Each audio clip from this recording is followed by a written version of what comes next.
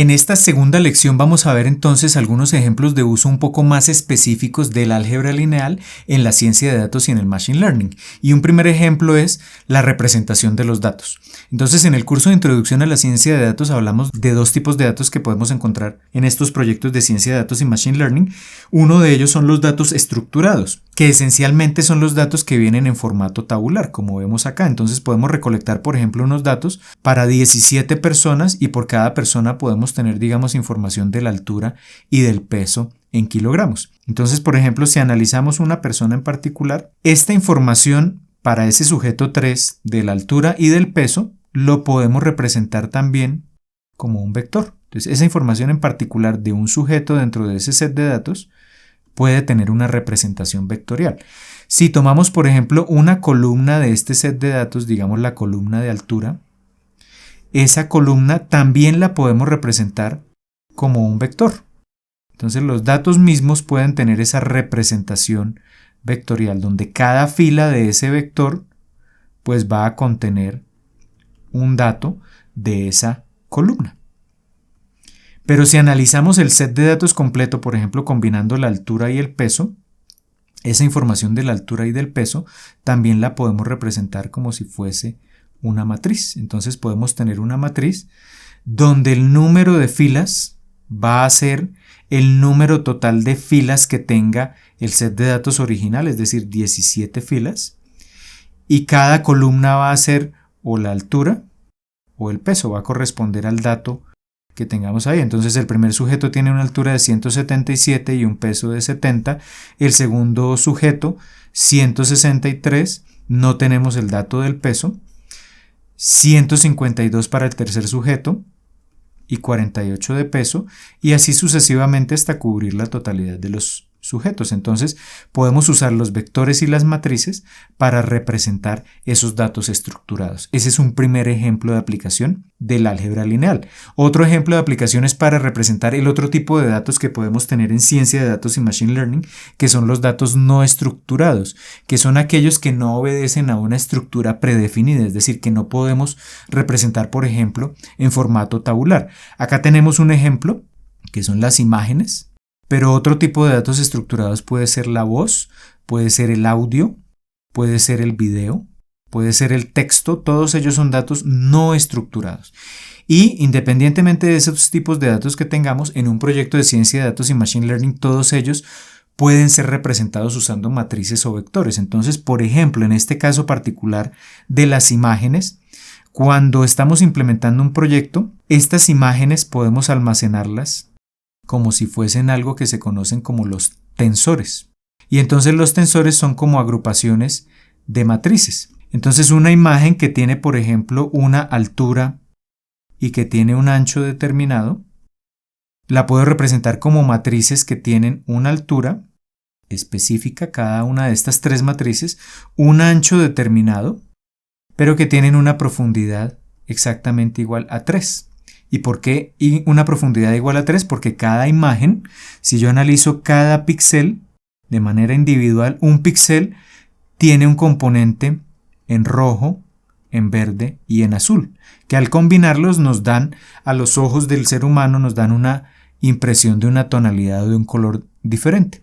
Entonces cada píxel de manera individual se puede representar como una tripleta de valores rojo, verde y azul, y al combinar todos los píxeles en una imagen lo que tenemos es un arreglo acá de 3 dimensiones, porque va a tener alto, ancho y profundidad, que se conoce como un tensor, pero que esencialmente es una combinación de 3 matrices, una matriz que contiene los componentes en rojo, una matriz que contiene los componentes en verde y una matriz que tiene los componentes en azul. Entonces son representaciones vectoriales y matriciales, y de forma similar podríamos hacer algo parecido con la voz, el audio, el video, el texto o cualquier otro tipo de dato no estructurado. Entonces nuevamente los vectores y las matrices los podemos usar para representar los datos.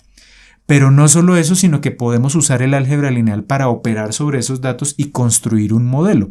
Entonces, volviendo a lo que mencionábamos en el video anterior, podemos tener un modelo, por ejemplo, que sea capaz de procesar texto. Entonces, que introduzcamos texto al modelo y que el modelo nos diga, por ejemplo, si ese texto tiene una connotación positiva, negativa, expresa un sentimiento neutral, un sentimiento de odio, etcétera, etcétera. Entonces acá el modelo nos va a predecir el tipo de sentimiento. Al introducir el texto al modelo tenemos que representarlo numéricamente y entonces cuando pasamos ese texto a una etapa que se conoce como etapa de preprocesamiento, lo que va a ingresar al modelo es precisamente en formato de vectores o matrices. Ese texto, tal como lo leemos nosotros, no lo podemos presentar directamente al modelo, sino que tiene que estar representado como arreglos de vectores o matrices. Acá entra el álgebra lineal. Cuando el modelo procesa, entonces acaba de operar sobre esos datos, para poder interpretar ese texto, existen unos algoritmos, unas estructuras, por ejemplo, como las redes neuronales o las redes recurrentes o las redes transformer, que permiten extraer patrones de esos datos, de ese texto, para, entre comillas, que el modelo pueda entender qué es lo que dice ese texto. Entonces, ese modelo, como lo mencionábamos en el curso de Machine Learning, tiene que ser entrenado. Ese modelo contiene unos parámetros y para encontrar esos parámetros usamos un algoritmo de optimización, como lo mencionamos en el video anterior, que está basado precisamente en el álgebra lineal.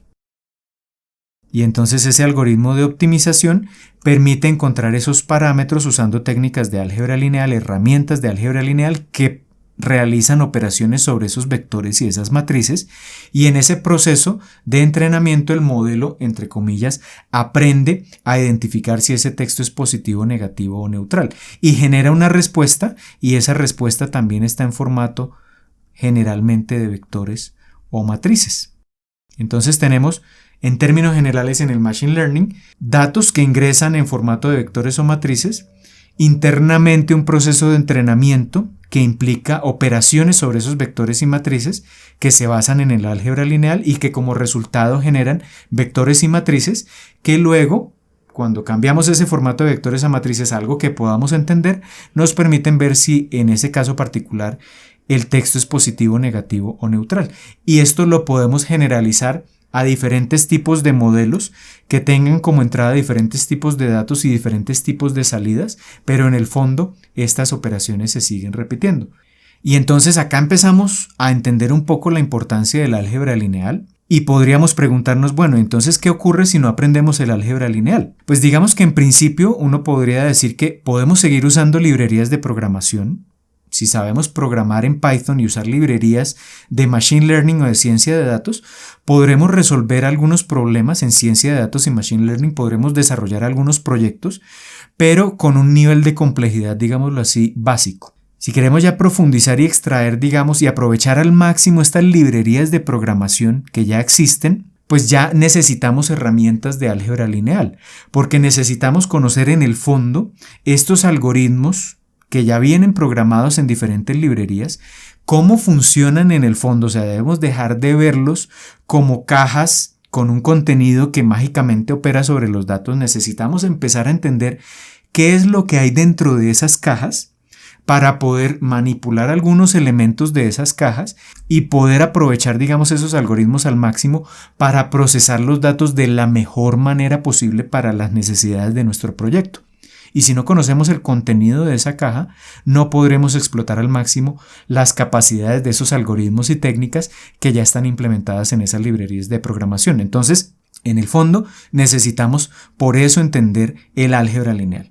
Y además de eso, porque el álgebra junto con el cálculo y la estadística y la probabilidad son el lenguaje que se usa en los libros, en los artículos científicos, para explicar esos algoritmos y esos nuevos desarrollos que día a día vamos encontrando en la ciencia de datos y el Machine Learning, porque recuerden que la ciencia de datos y el Machine Learning son áreas muy dinámicas y cada mes, cada año encontramos diferentes desarrollos. Y esos desarrollos, si queremos entenderlos a fondo y poderlos aplicar en nuestros proyectos, pues necesitamos hablar el mismo lenguaje de aquellas personas que hacen esos desarrollos. Y ese lenguaje no está en términos de lenguajes de programación, sino que está en términos precisamente de las matemáticas. Y por eso necesitamos conocer el álgebra lineal para poder entender lo que dicen esos autores y poder aprovechar esas técnicas para utilizarlas para la solución de los problemas particulares de los proyectos que estemos realizando.